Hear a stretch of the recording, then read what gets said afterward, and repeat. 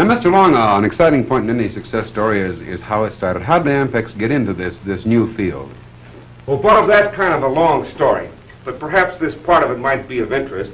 Back in 1948, when the boys at Ampex completed their very first machine, they piloted in the car of one of the engineers and drove to Los Angeles with it for an interview with Bing Crosby.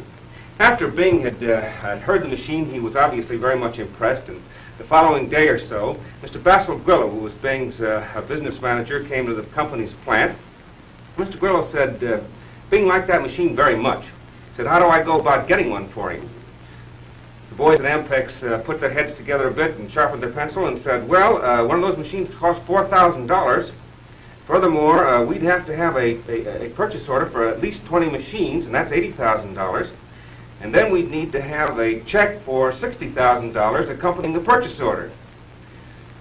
Basil said, well, those are kind of rough terms, aren't they? But Bing wants one of those machines, and if those are the terms, here's an order for 20 machines, and here's a check for $60,000. Well, it seems to me that Bing put a tremendous amount of confidence in a new company with a relatively new product.